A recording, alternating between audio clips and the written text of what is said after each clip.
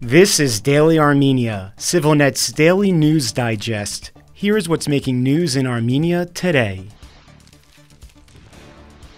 Armenia continued today to reject accusations of ceasefire violations by Azerbaijan, just days after Baku warned it was ready to use all means in its arsenal to stop what it called Yerevan's provocative actions. Armenia's defense ministry dismissed claims made earlier in the day by its Azerbaijani counterpart that Yerevan attempted to conduct reconnaissance flights along the border. Azerbaijan's defense ministry made an identical claim last week and also accused Armenia of committing provocations using heavy weapons. Armenia also dismissed those claims, saying they defy explanation. Azerbaijan's uptick in ceasefire violation allegations against Armenia comes as it increasingly blames the West for supporting Armenia's military, saying Yerevan supporters will bear the whole responsibility for the escalation of the situation in the region. Baku has specifically named those supporters as the United States, which held joint military exercises with Armenia earlier this month, the European Union, which granted Armenia nearly $11 million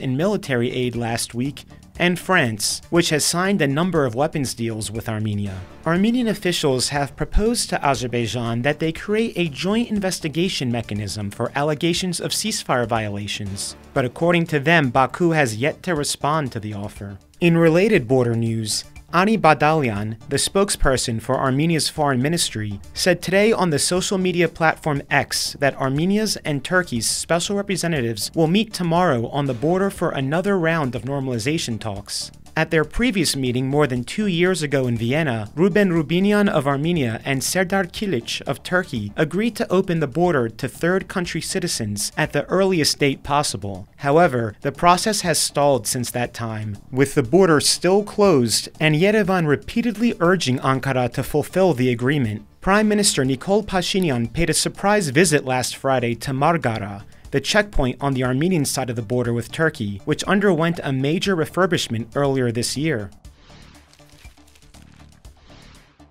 The 2024 Summer Olympics kicked off last Friday in Paris, with Armenia's 15 athletes taking part in a boat parade of nations down the River Seine during the opening ceremonies. When Armenia appeared during the televised broadcast, the French commentator hailed "Our Armenian friends, a country historically close to the hearts of the French people, in a year marked by the fall of Nagorno-Karabakh into the hands of the Azerbaijani army." This spurred Azerbaijan's National Olympic Committee and its sports ministry to file a protest with the International Olympic Committee, complaining that such propaganda violates the spirit of the Games and the fundamental principles of the Olympic Charter, and that it undermines peace efforts between Azerbaijan and Armenia. As of now, the IOC has not taken any action or issued a statement in response. So far, Armenia's dynamic duo of brothers Artur and Vahagin Davityan have each qualified for the gymnastic finals in the vault and ring apparatuses. Artur made history at the last Summer Olympics in 2021 by winning a bronze in vault, marking independent Armenia's first ever Olympic gymnastics medal. Among those waiting to compete is Greco-Roman wrestler Artur Alexanian, now at his 4th Olympics. He won a bronze at his first in London 2012, followed by gold at Rio 2016 and a silver at Tokyo 2021.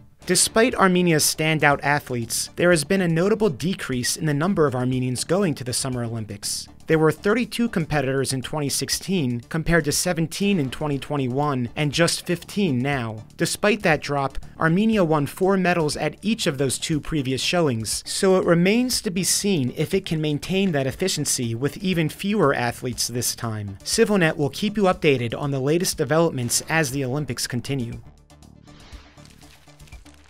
CivilNet's Business Week Armenia covers the latest in economic news. The latest episode reports on the appointment of a new CEO to run Armenia's only aluminum foil factory, as the plant continues to operate at a loss following a string of Western sanctions on its Russian owner. Meanwhile, Armenia's biggest mine said it is expecting to hit record production volumes this year, which would likely push its tax obligations to the Armenian government to $260 million.